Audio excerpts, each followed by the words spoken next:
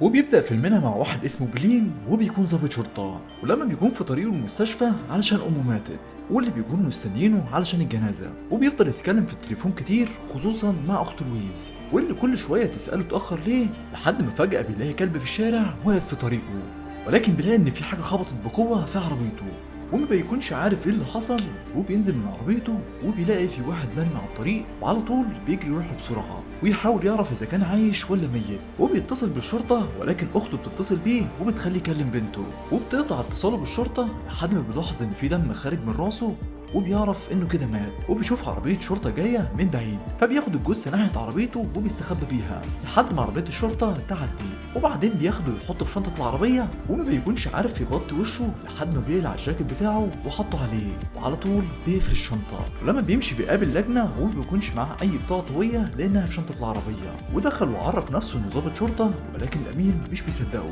وقال له ان انت مش معاك اي اثبات، ولما نزل وبيتكلم مع اقدم واحد فيهم لقى الامين ده راح يفتح الشنطه فراح وضربه وبدا يضربوا في بعض لحد ما واحد منهم رش عليهم بودره، وبعدها بيظهر واحد اسمه مارك وبنت اسمها نيومي وبيكونوا ضباط شرطه زمايل بلين، وبيكون في لجنه تفتيش جايه على الضباط وبسبب انهم عرفوا ان في ضابط متواطئ مع تجار مخدرات وقدروا انهم يهربوا 300 كيلو من مخدر اسمه القنب، ولكن قبل ما بتيجي اللجنه مارك بياخد عصايه وبيروح يكسر اقفال الدواليب كلها واي حاجه كانت مخالفه كانوا بيشيلوها بسرعه، وبنرجع لبلين واللي كانوا اتاكدوا انه ظابط وما رضيوش ان هم يفتشوه وسابوه يمشي، لكن هو كان في طريقه الاسم وفجاه بتجيله مسج من مارك بيقولوا فيها ان اللجنه جت وبلاش يجي والاحسن انه يروح لام المستشفى، وبتكون اللجنه وصلت وبدات تفتش كل الدواليب الموجوده وما كانش فيه اي نوع من المخالفات الا الخمره لانها بتكون ممنوعه جوه الاسم، لكن مارك قال لهم انها كانت موجوده علشان ام واحد زميلتنا ماتت وكان لازم اننا نشرب، فسالته قرار التفتيش هل اللي امه ماتت يكون ظابط بلين؟ قال لها ايوه وانه كمان موجود دلوقتي في المستشفى مع امه علشان مراسم الدفن،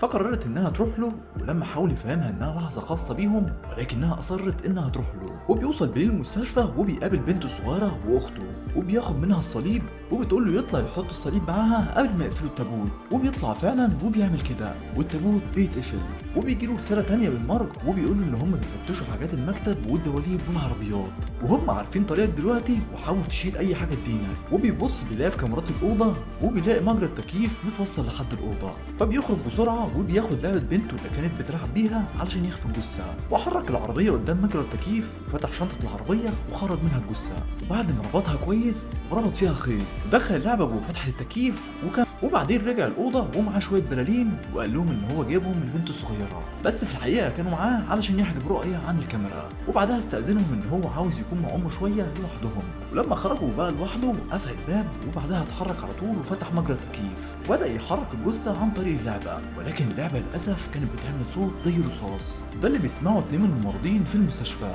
وبيروحوا لحد الاوضه وبيحاولوا ان هم يفتحوها، ولكن بلين بيكمل خطته وبينزل الجثه، وفي نفس الوقت الممرضه بتروح مع الامين وبتساله ايه اللي بيحصل في اوضه الموتى، وقال لها انه مش شايف اي حاجه من الكاميرات، وبيقول لها انها تقابل المدير وتاخد منه المفتاح بتاع الاوضه، وفي نفس اللحظه بيكون بلين بيفتح التابوت وبينزل الجثه ويدخلها في التابوت، وبدا يقفل التابوت بسرعه، وبمجرد ما قفل التابوت لبس الجاكيت كان المدير دخل الاوضه وساله اذا كان في حاجه غريبه حصلت ولا كل حاجه تمام او سمع صوت غريب ولا لا، لكن قال له لا وانه كل حاجه زي الفل، وبعدها خرج وهو متوتر جدا وبيوقفه المدير وبيقول له انت نسيت البرلين بتاعتك، وبكده يبقى رجعت الرؤيه للكاميرات مره تانية، وبنروح لمارك اللي بيتكلم مع اغس وبيشوف بنت بلين وهي بتلعب بعربيه الشرطه، وقالت له ان بلين خد منها اللعبه اللي كانت شاريها لها، وقال لها ازاي ياخد لعبه بنته، وقال عليه انه بقى غريب الفتره الاخيره، وفي نفس الوقت بلين بيكون في الشارع وبيلاقي عربيه شرطه وقفت في نص الطريق فبيروح عليها وبيخبطها، ولما بيروح ناحيته بيقول لهم انه ظابط بلين، وقال لهم كمان انه ما ينفعش ان العربيه تقف في نص الشارع، وبيروح يغير ازاز العربيه اللي كان مكسور اساسا قبل كده بسبب الحادثه، بس عشان لو اتسال بعد كده غير ازاز العربيه ليه يقول لهم بسبب حادثه عربيه الشرطه، لما بيرجع اسم الشرطه بيكون في قضيه جديده بيشتغلوا عليها، وبيظهر صوره واحد اسمه مانويل بارسيلو واللي بيكون تاجر مخدرات مشهور مطلوب من الامن الدولي، وبيقول لهم القائد انهم لو قبضوا عليه ده هيحسن صورتهم جدا، وبيفتكر بلين ان مانويل ده هو اللي خبطه وكان في شنطه عربيته، وقال القائد انهم لازم يلاقوه باي طريقه، ولكن ما يعرفوش ان اللي بيدوروا عليه ده اساسا ميت ومدفون، وبيروحوا للمكان المتوقع يكون موجود فيه، وما بيكونش بين حتى مهتم ان هو يخرج مسدسه لانه عارف انه مش موجود، وبيدخلوا المخبأ بتاعه ولكن مش بيلاقوه، وبيقول القائد انه عرف ان هم جايين وهرب، والحزين يعني ما يعرفش انه ميت اساسا. وبيشوف بلين الكلب اللي كان موجود لما خبط مانويل، وبيمشي ورا الكلب لحد ما بيوصل لمكان الحادثه، وبيشوف اثار الدم على الارض لحد ما بتظهر عربيه شرطه، وبيجي يعرف نفسه ان عريف بيرتن، وبيقولوا ان في حد بلغ ان في حادثه حصلت على الطريق ده من كام يوم، وهي عباره عن حادث صدام. وبيقول ان اللي بلغ عن الحادثه قال كمان ان اللي خبطه شاله وحطه في عربيه. وبيقول بيرتن ان في كاميرا موجوده وانهم هيراجعوها علشان يعرفوا مين المجرم اللي عمل كده. وبيقول بلين انه هيروح معاه علشان يراجع الكاميرات، ولكن مارك كان مصمم ان هو يروح علشان يرتاح، وهو اللي هيروح معاه. والقائد قال له كده فعلا وخلى مارك هو اللي يروح معاه. وقت ما كان بيرتن بيراجع الكاميرات بيروح لهم بلين ومعاه اكل، وبيقول لهم ما كانش ينفع اسيبكم من غير اكل. يا سلام على الجدعنه. ولكن في الحقيقه هو جاي علشان ينقذ نفسه من القضيه دي. وبيشوف التسجيلات وبيشك مارك في عربيه بلين، ولكن ما يعرفش ان هي عربيته. وبيقول له دي شبه عربيتك جدا، وبيحاولوا يعرفوا نمره العربيه. وبيقولوا ان اول حرف هو دي، ولكن بلين بيقول لهم ان لا، الحرف ده هو او. فاهم ده بس مش واخدين بالكم، هو او يا جدعان. وحاول يشتتهم ويقول لهم طب يلا ناكل عشان الاكل مش يبرد. وبعدها بيكون بلين بيتضرب على الرمايه بالمسدس، وبيجي له واحد وبلغه ان في واحد عاوز يكلمه، ولما راح له طلع راجل مجهول. وبيقول لبلين انه عارف مكان مانويل، فساله بلين انت بتهزر؟ قال له لا طبعا، وانا ههزر معاك ليه؟ وبعدين هم منعوا من امتى ان حد يبلغ عن واحد من المطلوبين للعداله. فقال له بلين طب قول لي هو فين؟ قال له اكيد انت الوحيد اللي هتكون عارف بعد ما اخدت شنطه عربيتك ومشيت. وعلى طول بيساله فانت قول لي كده انت دفنته فين؟ فتعصب عليه بلين وقفل السكه ورجع يكمل تدريب مره تانية. وبعدها لقى رقم مجهول بيتصل بيه، ولكنه كمان ما ردش عليه لحد ما الرقم ده اتصل بالشرطيه اللي جنبه وقال لها خليه يرد عليا. وخرج كلمه وقال له انه ما يعرفش اي حاجه عن اللي بيتكلم عنها، ولكن الراجل المجهول قال له انت لو ما جبتليش مانويل انا هبلغ عنك انك قتلته ودفنته مع امك. وهنا ما بيبقاش بلين مصدق هو ازاي عارف كل ده، ولما بيقفل السكه بيلاقي عربيه في وشه وبتجري وراه، وبيحاول بلين انه يهرب منها. وبعدها العربيه بتخرج بره، ولما بيحاول يركب عربيته ويجري وراها بيلاقي ان زميله مارك دخل بعربيته الجراج. ومارك قال له انه عارف معلومات جديده، وبيقول له انه اكتشف ان اخر ظهور لموبايل مانويل كان في نفس المكان اللي امك اتدفنت فيها. وبيرجع عربيته وبيتصل براجل مجهول وبيقول له لو عايز يبلغ عنه بلغ، انا ما عنديش اي مشكله، مش هتلاقي حاجه، وقفل السكه في وشه. وبعدين رجع مكتبه واتصل بامن الجراج وقال له انت بتسجل كل العربيات اللي بتدخل وبتخرج صح؟ لكن في الوقت ده يكون الراجل المجهول بيتصل بيه، وفي نفس الوقت بيقرب منه ولحد ما بيوصل لبلين وبيضربه، وبيقول له ما بتردش عليا ليه؟ ولما الكل بيتدخل بيقول لهم انه كان بيحسبه حرامي، وبيعرف نفسه ان النقيب مارلي واللي بيكون نفسه دفعه القائد بتاعهم، وبيتاسف لبلين وبيمد ايده للسلام. ولكن بلين ما بيسلمش عليه لانه عارف هو اللي كان بيكلمه في التليفون، ولكنه بيتظاهر انه مش عارفه. وبعدها بيسيبه وبيروح الحمام، وعلى طول بلين بيروح وراه وبيساله انت عاوز ايه؟ قال له انت عارف. قال له انت قدامك النهارده تجيب فيها مانويل. لكن بلين بدا يتعصب وبدا يضربه في بعض لحد ما دخل ماريلي الحمام وقفل على نفسه، وعلى طول بيدخل بلين الحمام اللي جنبه وبينط له، لكن ماريلي بيضربه وبيحط راسه في التواليت لا مؤاخذه لحد ما قرب ان هو يتخنق، وبعدين سابه على الارض وقال له انت اخرك النهارده ترجع لي الجثه. وبالليل بيروح بلين لقبر امه وبيخرج منها الجثه، وبيسال نفسه ليه عاوز راجل مطلوب للعداله ولكنه ميت. وبيبدا يفتشه وبيلاقي تليفونه في جيبه واللي بيكون بطاريته ضعيفه، وبيتفاجئ ان مانويل اساسا مضروب طلقتين في ظهره،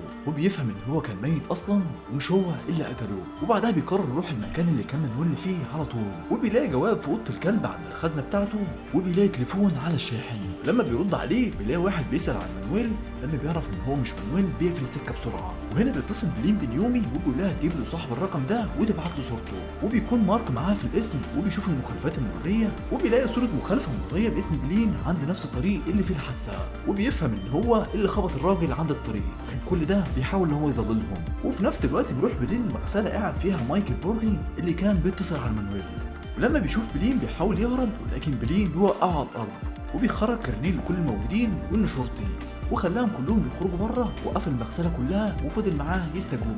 وهنا كانت الصدمه، عرف منه ان ماريلي اساسا استغل سلطته في مكافحه المخدرات وبقى تاجر مخدرات كبير جدا، وبقى يبيع المخدرات لدول تانية لحد ما دخل مانويل في عمليات بيع ونصب عليه واخد فلوس وخباها في خزنه. لما عرف ماريلي راح للمكان اللي كان فيه مانويل وقتلهم كلهم، ولكنه حاليا بيدور على الجثه علشان كان معاه مفتاح الخزنه قبل ما يموت. وبيرجع بليل للجثه وبيخرج منها المفتاح، ولكن بيلاقي ان مارك في وشه وبيقول له سلم نفسك، بيحدده بالمسدس وبيربط ايده الاثنين، وعلى طول بياخده معاه العربيه. وبيحاول بلين يفهمه انه مش هو اللي قتله، ولكن مارك في الاول ما كانش بيسمع منه. وهم في العربيه بيقول له انت كده ضيعت نفسك وهتتحبس حوالي 20 سنه. وقال له انت ما فكرتش في بنتك؟ وعلى طول بيقول له ان ماريلي هو اللي ورا كل ده، وحكى له كل حاجه. وده اللي خلى مارك يقف ويفكر هيعملوا ايه. وبيديله مفتاح يفك بيه ايده، وبيجي له اتصال من ماريلي وبيقول له اتحرك بينا على العربيه. ولما بيعمل اللي قال له عليه لقى حاويه ضخمه جدا وقعت على العربيه، وللاسف قتلت مارك. وهنا بيكون بريم مصدوم من اللي حصل وبدا يعيط، وقال له انا اللي هروح ابلغ عنك ومش هديك جثه مانويل، والكل هيعرف انك كنت شرطي غير شريف وبتتاجر في المخدرات. ولكن في الوقت ده بيكون ماريلي وصل لبيت بلين ودخل وقال له انا في بيتك حاليا، وقال لمراته انه جاي يزورهم لانه زميل بلين. وبسرعه بلين بيركب العربيه وراح بسرعه للبيت، ولكن بيلاقي مراته بتلعب يوجا وبنته نايمه. وسالها عن ماريلي وقالت له انه قال لها هيمشي وهيرجع تاني. وبيلاقي رساله جات له منه وقال له لو ما جبتش الجثه بكره هقتل بنتك ومراتك. فبيقرر بلين انه يجيب عربيه ويركب بنته ومراته فيها، وقال لهم يروحوا يتفسحوا في مكان بعيد وانا هخلص شغل وارجع لكم. وبدا يعمل خطه لماريلي، والخطه هتكون كالاتي: اخذ معاه مسدس وحط قنبله مع جثه مانويل، وخلى جهاز التحكم في مفتاح العربيه، وعلى طول بياخد بعضه وبيروح لماريلي وقال له ماريلي خليك مكانك وهات الجثه وتعالى. ولما راح له حط الجثه في شنطه العربيه بدا يفتشه واخذ منه مفتاح العربيه والمسدس بتاعه، وبعدها رجع له مفتاح العربيه، ووقتها شغل بلين القنبله. ولكن ماريلي كان بيخطط ان هو يتخلص منه وبدا يضرب عليه النار بمسدس بلين. ولكن بلين كان ذكي جدا وكان حاطط رصاص في شنك وقال له انت كنت عاوز تموتني بمسدسي علشان يبان انه انتحار. فجاب ماريلي بندقيه وقال له انا قلت لشخص كل اللي حصل، لو قتلتني هيبلغ عنك وهيتقبض عليك. فاضطر ان هو يسيبه، ورجع بلين لعربيته علشان يحط في مسدسه رصاص حقيقي. وفي اللحظه دي انفجرت العربيه بتاعته، ولكن ماريلي لسه عايش، ده بسبب ان العربيه طويله والنار ما وصلتش لمكان القياده. ولكن ماريلي بيرجع بالعربيه بتاعته وبيخبط عربيه بلين وبيتحرك بيها، ولكن بلين بيقدر ان هو ينط من العربيه وبيروح لماريلي وبيفضل يضربه لحد ما قدر بلين انه خرج مسدسه وبيضرب ماريلي بالنار، وعلى طول بيقعوا هما الاتنين في الميه. وبتيجي الشرطه وبتقبض على بلين وبيروحوا القسم وبيتهموه باختلاس اموال والتجار في المخدرات وقتل نقيب شرطه وقتل مانويل واستخدام متفجرات. ولكن القائد فابور بيقدر ان هو يخرجه من التهم دي كلها بسبب انه كان اساسا بيدور على مانويل، ودي اساسا كانت مهمته كظبط شرطه. وبعدها بيظهر بلين على البحر وبتروح لميومي وبتقول انها عرفت من فابور انك استقلت، ومش بس كده دفعت كمان مكافاه نهايه خدمتك لزوجة مارك. وقالت ان اول مهمه خدتها ليها انها تحقق في موت مارك، ولكنها ما قدرتش انها تلاقي اي حاجه في عربيته غير المفتاح ده، وبيكون ده المفتاح بتاع الخزنه اللي فيها الفلوس، وبياخده منها وبيمشي. وبعدها بياخد المفتاح وبيروح على الخزنه وبيفتحها وبيلاقي كلمه السر في الجواب اللي كان واخده من المكان اللي عايش فيه مانويل، وبيتفاجئ من كميه الفلوس اللي شافها جوه الخزنه. وبكده يكون فيلمنا خلص. لو عجبك الفيلم ما تنساش تدوس لايك تعمل سبسكرايب علشان يوصلك كل فيلم جديد، ولو حابب تسمع ملخصات افلام اكتب فيلم تشوب. وسلام.